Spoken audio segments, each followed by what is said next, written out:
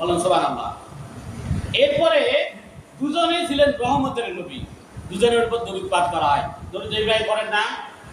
ওখানে কিন্তু আপনি হয়তো অর্থ বোঝেন না, এর আগে ব্যাখ্যা করেছিলাম যে আপনি ইব্রাহিমের বংশের উপরও বা তার উপরে দরুদ পাঠ করেন, তার উপর রহমত কামনা করেন, আপনার বরকত কামনা করেন, এবং মুহাম্মদ সাল্লাল্লাহু আলাইহি ওয়াসাল্লামের উপরেও আপনি রহমত এবং বরকত কামনা করেন। এইটা 2 নম্বর মিল। 3 নম্বর হচ্ছে দুইজনই হচ্ছে আল্লাহর বন্ধু। কেমন বন্ধু? একজন বন্ধু হচ্ছে খলিল আল্লাহর বন্ধু, আরেকজন হচ্ছে হাবিব আল্লাহর বন্ধু। এখানে পার্থক্য হচ্ছে যে ইব্রাহিম সাল্লাম ওই রকম বন্ধু যে বন্ধু আল্লাহকে খুশি করার জন্য কাজ করতেন। ইব্রাহিম সাল্লাম আল্লাহকে খুশি করার জন্য কেমন করতেন? উদাহরণ, ইব্রাহিম সাল্লাম আল্লাহকে খুশি করার জন্য আগুন ঝাঁপ দিয়েছিলেন, মানুষের মার খেয়েছিলেন, কিন্তু আল্লাহর রাসূল মুহাম্মদ সাল্লাল্লাহু আলাইহি ওয়াসাল্লামকে মহান রব্বুল আলামিনের হাবিব বন্ধু এনাকে খুশি করার জন্য হাউজে কাউসার দান করেন নাই। আল্লাহ রাসূল মুহাম্মদ সাল্লাল্লাহু আলাইহি ওয়াসাল্লাম যখন একেবারে নিরাশ হয়ে গেছিলেন, একেবারে হতাশ হয়ে গেছিলেন, তখন তিনি তাকে হাউজে কাউসার দান করেন। সুবহানাল্লাহ।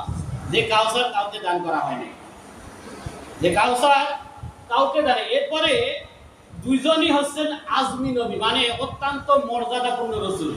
পৃথিবীতে 5 জন হচ্ছে উঁচু মানের রাসূল। শেষের দিক থেকে আসি, ঈসা আলাইহিস সালাম হচ্ছে আপনার আজমি, অত্যন্ত একজন বড় মানের রাসূল। মুসা আলাইহিস সালাম একজন বড় মানের রাসূল। ইব্রাহিম সালাম একজন বড় মানের রাসূল। নূহ আলাইহিস সালাম বড় মানের রাসূল। আপনার আদম আলাইহিস সালাম নবী এবং রাসূল, এবং মুহাম্মদ সাল্লাল্লাহু আলাইহি ওয়াসাল্লাম হচ্ছেন এরকম একজন বড় রাসূল বা নবী। এখানেও তার মিল আছে, এখানেও তার মিল আছে। ইব্রাহিম সালাম যখন হজের জন্য আহ্বান করেছিলেন, মুহাম্মদ সাল্লাল্লাহু আলাইহি ওয়াসাল্লামও এই তাগুতি শক্তিকে, মুশরিকদের আপনার মূর্তি পূজাকে ধ্বংস করে দিয়ে সেই হজের জন্য আহ্বান করেছিলেন। বলেন সুবহানাল্লাহ। ইব্রাহিম আলাইহিস সালাম মক্কাকে হারাম করেছেন। হারাম মানে একবার নিষিদ্ধ করা নয়। ইব্রাহিম সালাম মক্কাকে হারাম করেছেন কিভাবে?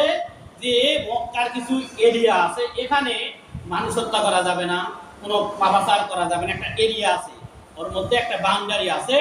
এবং মুহাম্মদ সাল্লাল্লাহু আলাইহি ওয়াসাল্লাম মদিনাকে হারাম করেছেন। বলেন সুবহানাল্লাহ। মানে এই জায়গার মধ্যে এখনো সৌদির যারা, এখন মানে কিনা আমি জানি না, একটা আইন আছে বা হাদিস আছে যে আল্লাহ সুবহানাহু ওয়া তাআলা থেকে মুখ নিঃসৃত কথা, এর মধ্যে ওই বাউন্ডারি আশেপাশে যদি কোনো খুনিও ঢোকে, ওর মধ্যে তাকে গ্রেফতার করা হয় না, ওখান থেকে কৌশলে বের করে তারপর তাকে গ্রেফতার করা হয়। বলেন সুবহানাল্লাহ।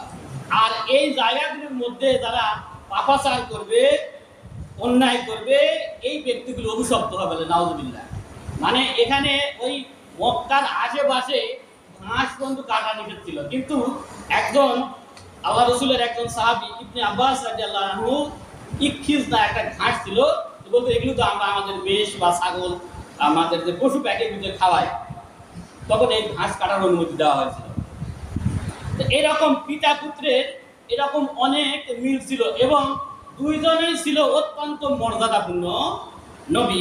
এই নবী শরণার্থে আমাদেরকে, আমাদের যদি সামর্থ্য থাকে, এখন আমাদের মাঝে অনেক কুসংস্কার আছে। আমরা অনেকেই মনে করি যে হজ করা যায় না, কিন্তু হজ করে আসলে আপনার এই যে বাজার দাম করা যায় না, ব্যবসা করা যায় না, বেটির বিয়ে দেওয়া যায় না, এরকম অনেক কিন্তু ইতিহাস আছে। হয়তো আপনারা অনেকেই জানেন, আমি কিন্তু এগুলো পড়ে পড়ে বা আমি আমাদের উস্তাদের থেকে অনেকেই মনে করে হজ করে, হজ এই বয়সে হজ করে আসলে হজ কেন করে থুমো। এগুলো হচ্ছে ধর্ম সম্বন্ধে আমাদেরকে ধোঁকা দেওয়া, এগুলো হচ্ছে ধর্ম সম্বন্ধে আমাদেরকে ধোঁকা দেওয়া। এখন এই সিস্টেমটা কেন চালু হয়েছে বা এই কুসংস্কার, এটা আপনাকে জানতে হবে। আগেকার দিনে, এখন তো বিমান যুগে যাওয়া যায়, আগেকার দিনে আমি শুনছি গরুর গাড়িতে যাইতে না, এরকম গরুর গাড়ি বিভিন্ন আপনার ওই সরকেও হাঁটেও যাইতো নাকি ভাই, এরকম এই বৌসল সবার কাছে মাপসাপ নিয়ে, মানে কয়েক মাসের সফর। এমনি থেকে হজের কিন্তু আনুষ্ঠানিকতা শুরু হয় সওয়াল মাস থেকে। আপনার রামাদানের পরের যে মাস, এখান থেকে হজের আনুষ্ঠানিকতা শুরু, মানে প্রস্তুতি নিতে হয়। আমরা হয়তো অনেকে যাই না, আমরা মনে করি জুলহজ মাসে হজ না, আপনার সওয়াল মাস থেকে এর প্রস্তুতি নিতে হয়। তো বৌসল যা কিছু আছে সবার কাছে মাপসাপ নিয়ে আমরা বা আমাদের যারা পূর্বপুরুষ ছিল তারা হজে যাইতো। তো এখন কি আপনার ওই এই মাসকে মাস থাকতে হয়, মাসকে মাস গরুর গাড়ি থাকতে হয়। আর আরেকটা অবস্থা ছিল, এর মাঝে যাইতে আপনার ইন্ডিয়ার মধ্যে যাইতে, ইন্ডিয়ার ভিতরে যাইতে হইতো, চেন্নাই, বেঙ্গালোর, এর মধ্যে যদি কোনো ডাকাতের কাছে পড়ে তাহলে জীবনটাও শেষ হয়ে যাইতে পারে বা হয়তো। তো এরকম সব কিছু বিবেচনা করে বুড়া বয়সে, মানে যখন আর চলা পারে না তখন যাতো হজে। কিন্তু হজ কিন্তু বুড়ো বয়সের ইবাদত নয়। যারা যুবক আছে তাই একটু ছাড় দেন, হজ তারা করবে। হজ করবে যুবক মানুষেরা। বুড়া মানুষ যায় ওই আল্লাহ রাসূলের সুন্নাহ অনুযায়ী হজ করতে পারে না।